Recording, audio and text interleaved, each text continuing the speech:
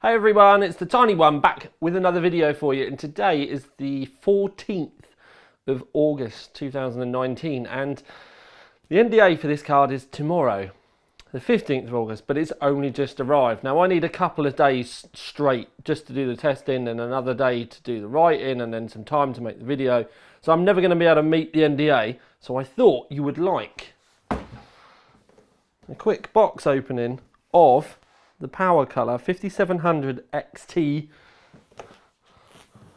Red Devil.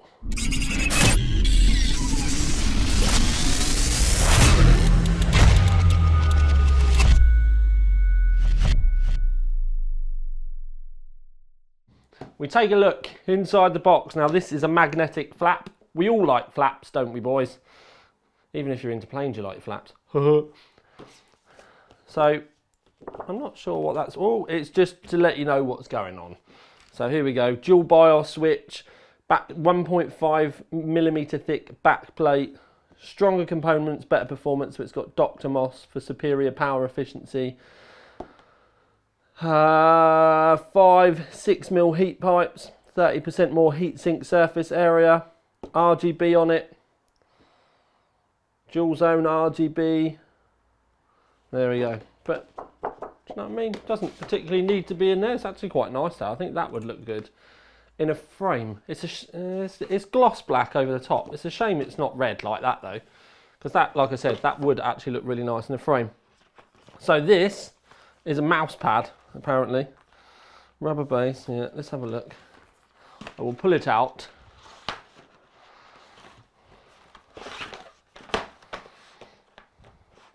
Cool, blimey. It's got a chargy thing on. I don't know whether it might be argy-bargy. Yeah, the argy-bargy, look, see? So, you get yourself an RGB Powercolor mouse pad with it. It's pretty cool, something different.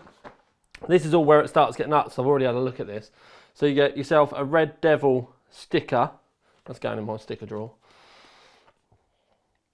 Oh, Devil Club membership card, driver CD, installation guide. Now this is where it gets nuts, because it comes with this, which is so that you can display the card for a photo. It all unfolds, and I'll show you that in a minute once we actually get to the card itself.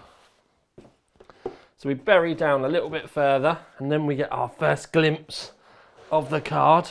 That is an awful lot of foam in there, so that is all foam. There's nothing else in there at all. That's a properly bomb-proof box. That you could literally give that box to DHL and it wouldn't get damaged at the other end. Now, one of the things I will say straight off the bat, considering this is a Devil card, is there's no red, and I'm actually happy about it because they've gone monochrome, so it would fit in any rig. And there's no point having these bits here and on the back. Is there any more RGB? No, I think it is just those, but there's no point having RGB on it if there's red on it. We've moved past that now, children. Now, one of the things we can have a look at is, you can see the end of the PCB, but then the heatsink goes out way past that, like way past that. I will say it's a bit of a shame that they didn't kind of put the power somewhere else rather than it being so inboard, because obviously you're going to have loads of cables visible if you go around this way like I normally would, although you're going to have some really nice points to be able to zip tie your cables round, but it's quite inboard. There's your BIOS switch, and the BIOS switch is for overclock towards the back and then silent towards the front. Probably just a fan speed thing, but we'll see whether it makes any difference on the clocks. Pretty meaty cooler going on this. You can see that you've got two slots up here, so you're at a 2.5 slot, but the heatsink itself is probably 2 slots on its own. Round the back there's Red Devil laser cut into the back plate. It's a nice touch. It's DisplayPort, HDMI DisplayPort, so you've got 3 display ports and 1 HDMI. As I try and put the clip back on, there we go. I like the back plate on this actually. They've kept it plain and simple, and I think that's really good.